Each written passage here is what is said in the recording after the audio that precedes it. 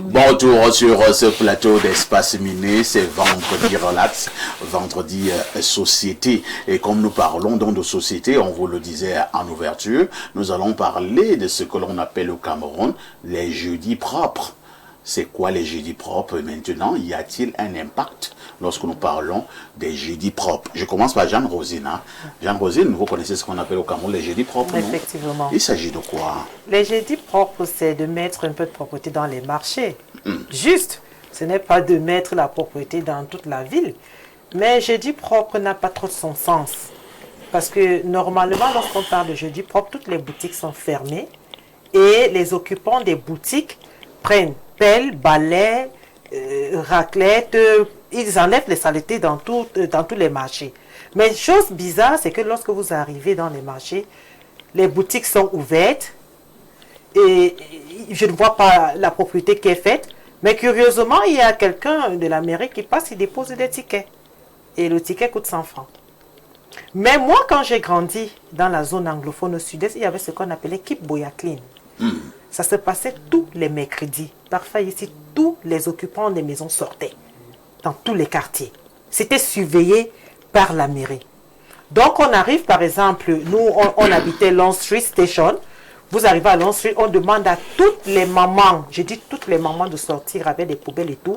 Et il y avait un camion à Bac-en-Dieu. C'était pas Isaac, c'était juste un camion que le maire déployait sur le terrain. Et vous ramassez ces ordures-là, vous mettez. C'était vérifiable. Mais nous nous sommes rendus compte qu'ici, à Yaoundé, cette affaire de jeudi propre n'a pas de sens parfait. Les boutiques sont ouvertes. Comment est-ce que vous pouvez mettre la propreté dans un marché et vous vendez? Dans les normes, les boutiques sont fermées et vous ouvrez à 11 h. Pareillement, c'était au niveau du marché Mokolo, le mercredi, on ouvrait à 11 h, on nettoyait, mais tel n'est plus le cas. Vous arrivez à Mokolo le mercredi matin, c'est ouvert et les gens sont là, ils vendent. Il n'y a pas de mercredi propre. Dans les marchés, par exemple, comme au marché Mvormbi, c'était pareil. Mais jeudi propre à faire ici n'a plus de sens. Parce que dans les nords, tout doit être fermé. Les vendeurs, les commerçants, tout le monde se met au pas de course pour pouvoir nettoyer. Maintenant, on se pose la question, ce jeudi propre, qui l'a instauré? Je pense que ce sont les mairies. Hein. Si ce sont les mairies qui l'ont instauré, est-ce que les mairies vérifient donc que ça se passe ainsi? Parce que le seul travail que moi je constate, c'est que ce jeudi propre, on prend les tickets, on dépose devant, on donne aux occupants des boutiques. Mais est-ce que dans ces marchés-là, on retrouve la salubrité instaurée par les mairies? Ce jeudi propre-là. Donc moi je pense que le jeudi propre au Cameroun n'a pas d'effet. Il ne surveille pas cela. Et maintenant donc, qu'est-ce qu'il faut faire? La question à poser. Qu'est-ce qu'il faut faire pour que ces jeudis propres-là soient vraiment exécutés? La question revient aux mairies. Merci. Hein.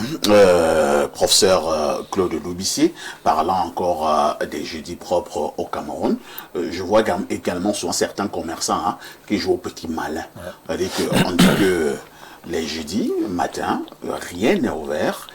On ouvre encore les boutiques à partir de 10 h dans certaines localités ou bien à partir de 11 h.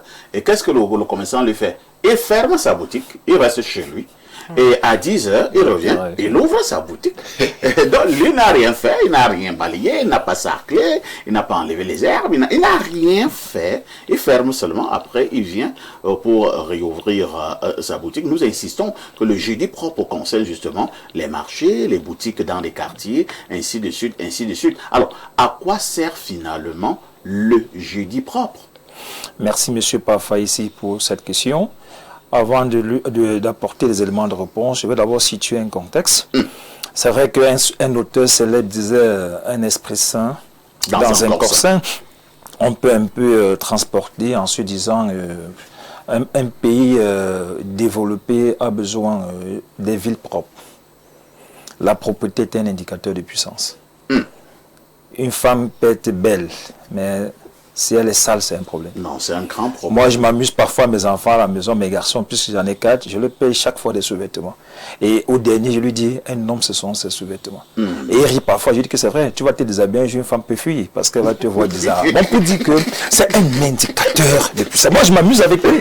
Je suis qui l'a dit d'écouter, c'est que je lui dis avec autorité que ne t'amuse pas avec la propreté. Ça devait être un devoir, on ne devait pas avoir un jour spécial pour être propre.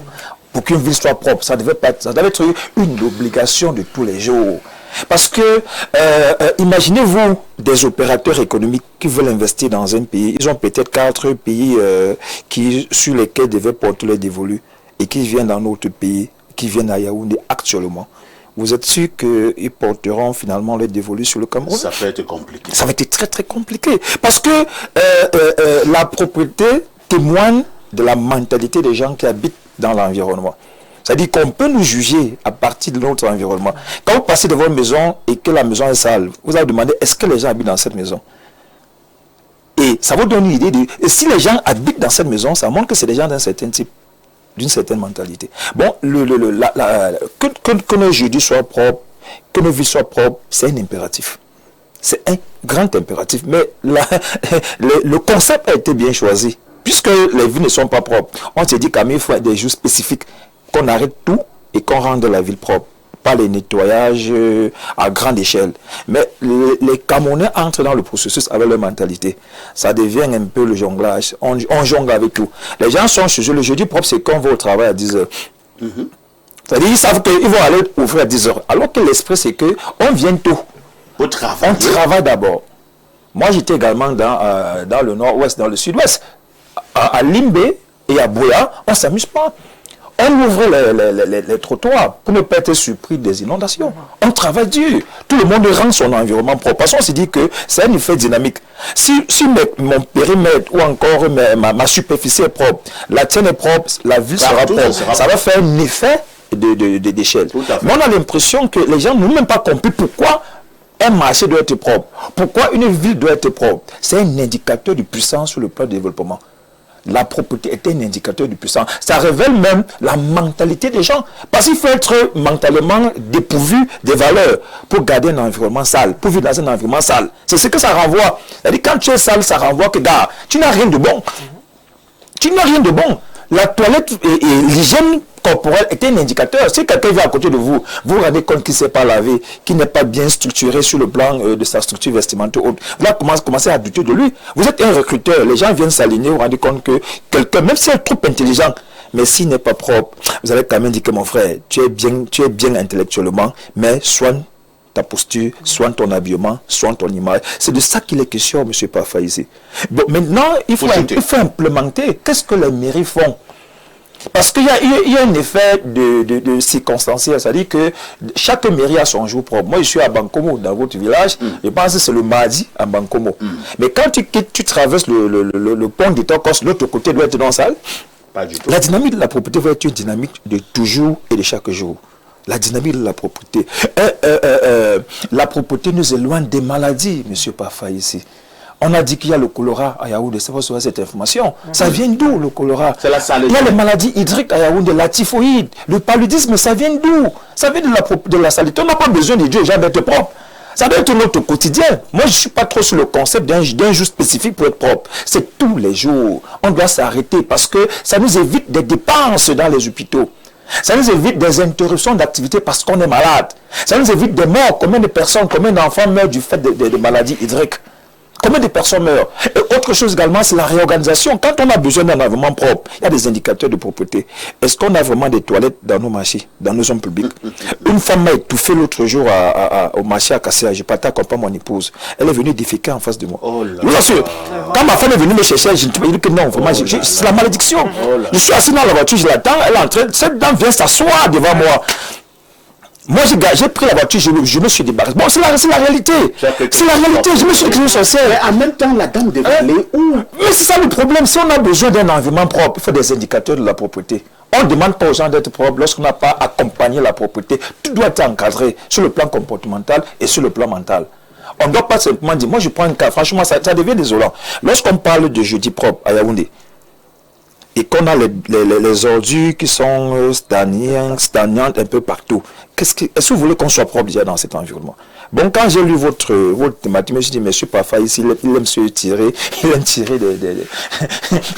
aime se créer lui-même des problèmes. Parce que vous créez des problèmes. Il n'a pas de propriété actuellement à Yaoundé. Quel est l'environnement de Yaoundé qui est propre? Nous voulons justement donc qu'il y ait la propriété. On veut qu'il y ait la propreté, mais comment est-ce qu'on fait? Lorsque les riverains vont donc retirer ces ordures de leur maison. On va les placer où? Très bien. Lorsque dans les marchés, les commerçants vont retirer ces ordures de leur lieu de commerce, on va les abandonner où? C'est la même chose, la même rhétorique. Il faut qu'on prenne la propriété au sérieux parce que, je le dis avec autorité, la propriété est un levier sur lequel se développe une nation, sur lequel se développe l'économie d'une nation, sur lequel, parce que l'économie est d'abord mentale.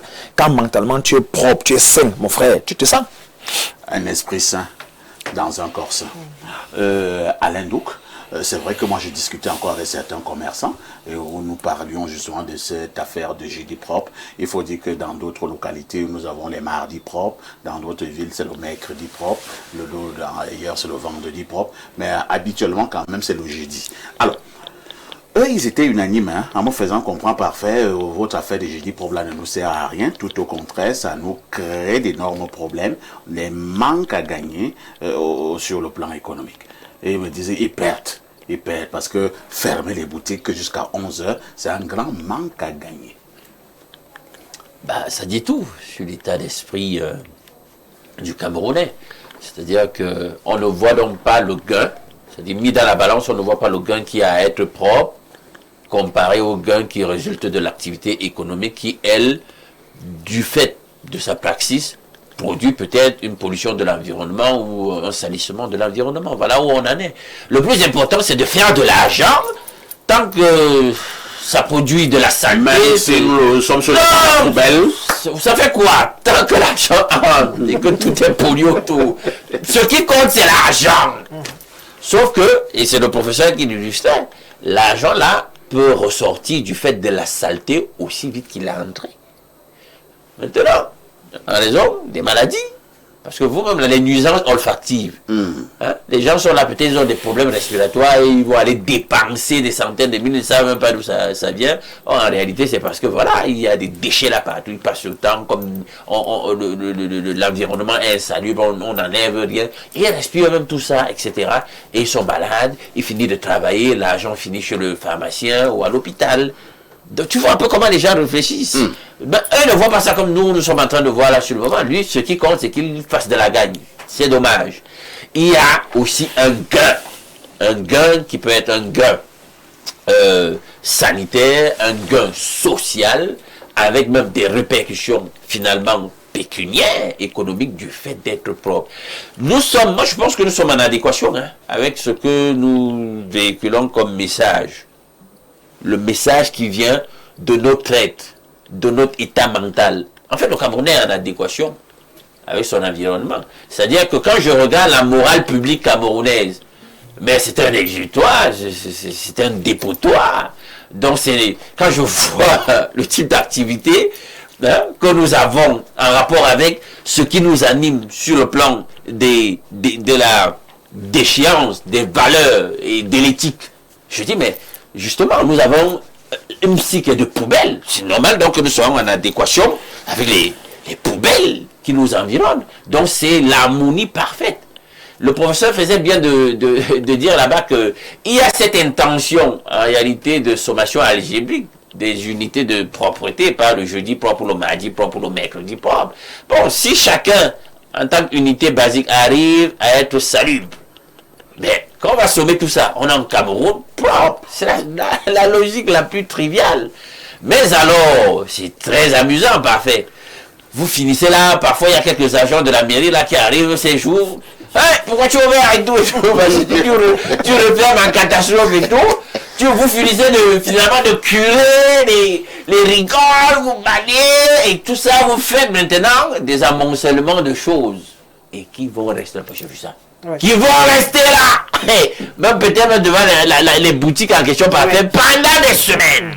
Qui vient enlever? Ils accablent. Qui? Tu vois donc qu'on est dans un jeu à somme nulle finalement. De qui se moque-t-on? Donc si on veut parler de propreté, il faut une ingénierie holistique, une vision globale de ce qu'on veut de la propreté dans nos différentes cités. Et comme toute politique doit avoir ses moyens, qu'on ait les moyens de notre politique. Et vous savez bien que là aussi, là-dessus, ça coince aussi. Merci Alain. Repartons au niveau de notre messagerie qui explose. Comme d'habitude, je vous amène au plus 49, c'est l'Allemagne. Bonjour Monsieur Parfait, ici. Le jeudi propre est une très belle initiative citoyenne car les Camerounais se sentent abandonnés et ont décidé de mettre fin à l'insalubrité dans le monde ambiant. C'est Mandeng Eyum. Un autre message me dit ceci. Bonjour à vous sur le plateau. Je voulais savoir à quoi servent les taxes d'hygiène et salubrité que nous payons si c'est pour venir travailler encore nous-mêmes. Si vous étiez des commerçants, vous ne devez pas dire cela. Vous devez connaître que le commerçant travaille nuit et jour pour l'État parce que tout ce qu'on se bat pour chercher retourne uniquement pour payer les différentes taxes foncières. Et voilà, et ce n'est pas à prendre du dos de la cuillère ce qu'il dit. Un autre message nous indique ceci. Bonjour les valeureux soldats d'espace miné. À la question du jeudi propre au Cameroun, il me semble que ce sont des politiques du tiers-monde, voire des pays du Sud. La propreté n'a pas besoin d'une journée à elle dédiée. Elle doit être un réflexe humain, individuel et général qui impactera inéluctablement l'ensemble de notre environnement social. C'est évident. Ngono Constant depuis Soi, humblement. Une autre contribution. Bonjour à votre...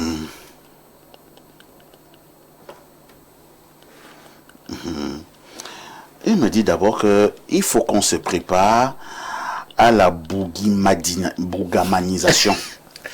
Je ne sais pas ce que ça veut dire. Bougibanisation. Ça veut dire quoi? C'est clair, le peuple n'a que les leaders qu'il mérite. C'est Njoya. Njoya soit un peu plus clair. Hein?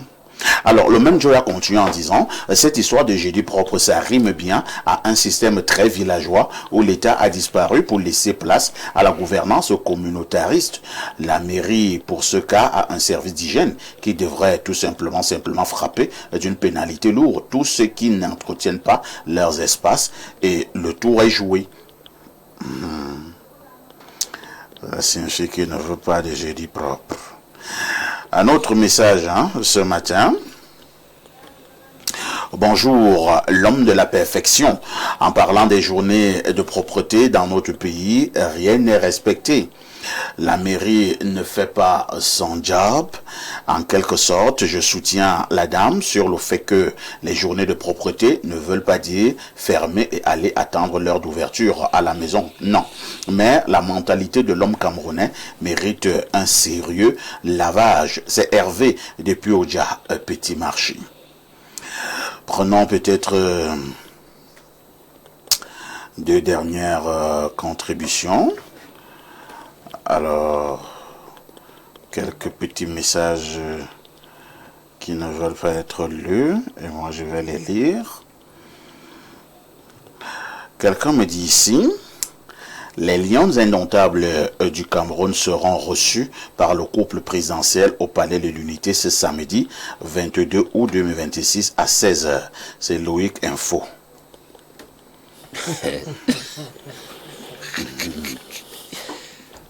No comment. Un autre message très rapidement. Alors, bonjour au parfait. Le jeudi propre et autres journées propres, très bonne idée, mais mal implémentée. Les initiateurs ne suivent pas.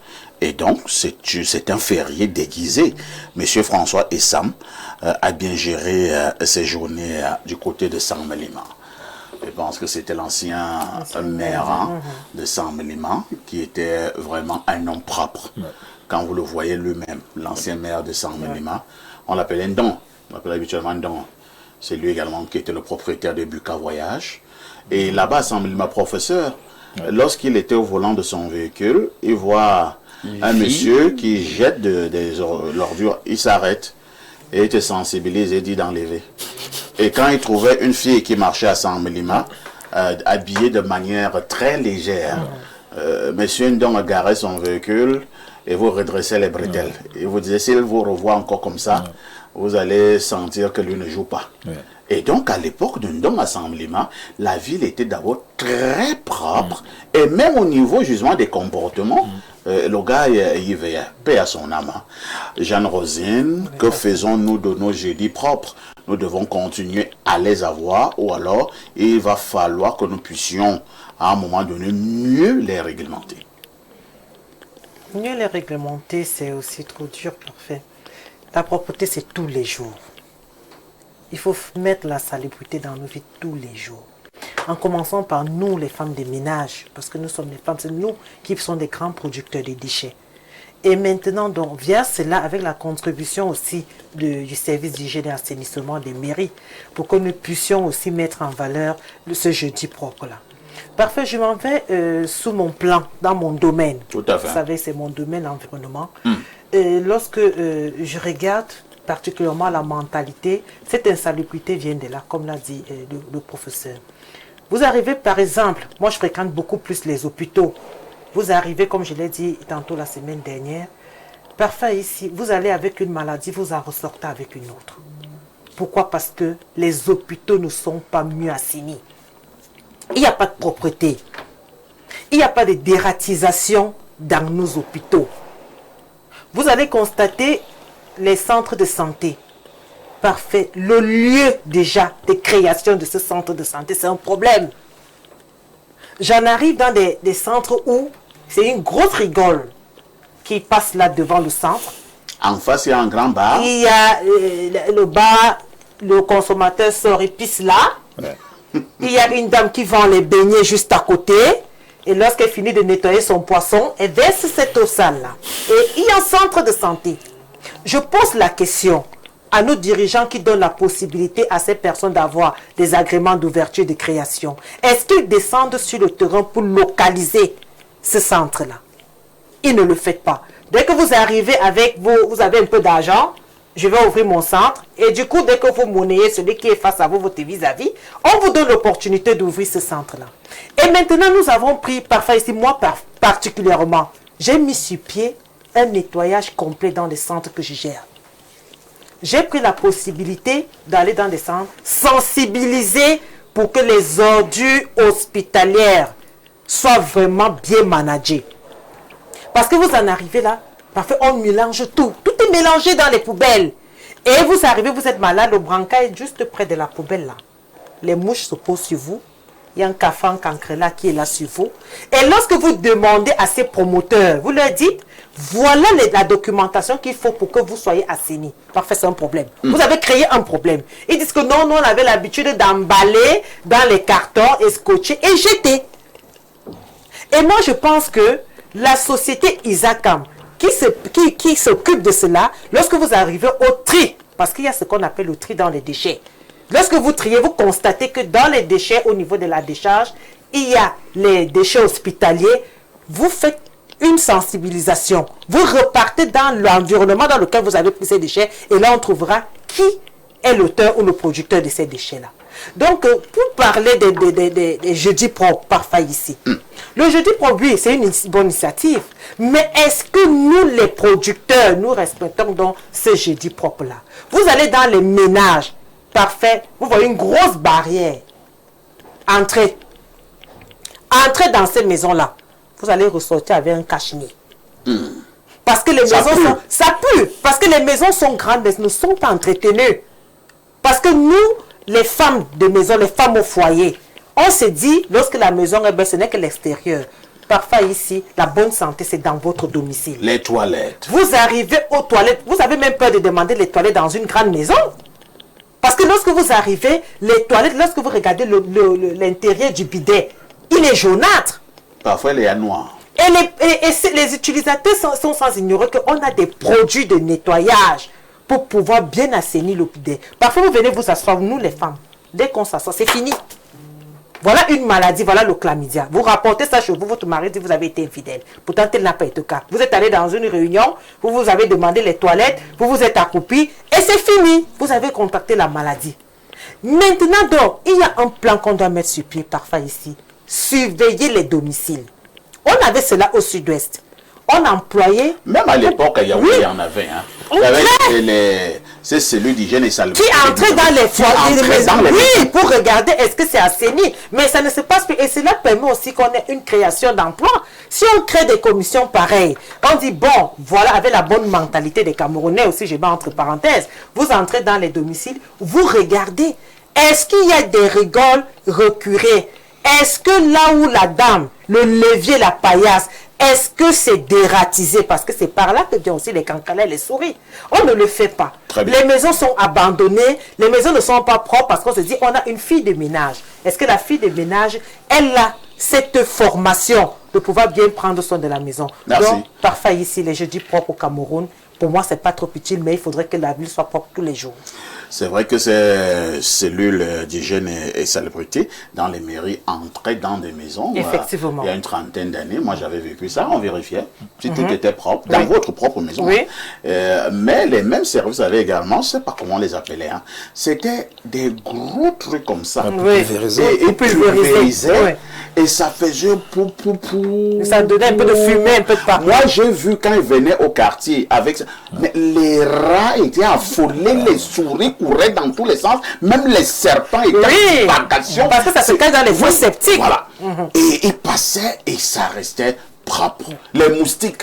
C'est-à-dire que vous pouvez rester même 3 mois, tu ne ressens plus le passage d'un moustique. Bien sûr. Alors il y a un relâchement dans la gouvernance de proximité sur le sujet en question. Tout à fait. Alors, quelqu'un d'ici, bonjour Monsieur Parfait, ici, belle émission. Ce thème m'intéresse. J'ai dit propre aux journées propreté. Pour moi, c'est un slogan creux parce que les gens ferment et ne font aucune propreté. C'est devenu une formalité et une mangeoire pour les agents des mairies. C'est Eyoum Oscar qui envoie cette contribution. Prenons peut-être un dernier message. Hein? Alors, quelqu'un me dit ici, Rosine ne postule-t-elle pas au poste de ministre des Affaires sociales? Courage pour le job que vous faites à la place des autres. C'est Ndjoua Zakari. Ah non, je réponds à la place de Rosine. Hein. Ne pensez pas toujours qu'au Cameroun, parce que quelqu'un pose un certain nombre d'actes dans le sens de l'amélioration des conditions de vie des populations, que la personne veut être soit maire, soit député, soit ministre. Non, ce n'est pas toujours vrai. S'il y en a qui sont prêts à danser sans caleçon sur les tombes à minuit pour être nommés, d'autres n'ont pas ce genre d'ambition. Rosine, j'étais bien défendu, non? Bien, moi j'aime la propreté, honnêtement, et la propreté, la parfaite. Honnêtement, partout où j'arrive, j'impose mon rythme de propreté. Professeur, merci d'avoir été là ce matin. Merci beaucoup, monsieur Papa. Merci Jeanne-Rosine. Merci, Papa. Merci Alain. Oui, le gars. L'émission est actuellement terminée, hein, mais avant de partir, n'oubliez pas le grand rendez-vous de la semaine. Ça se passe ici, tout sur Info TV, tous les dimanches, à partir de 11h30. Le programme, c'est libre expression. Oui, de ce côté-là, c'est l'argument, c'est la force des arguments, et non l'argument de la force. Je souhaite à tous et à toutes un excellent week-end. Avec tout ceci, que faites-vous encore ailleurs?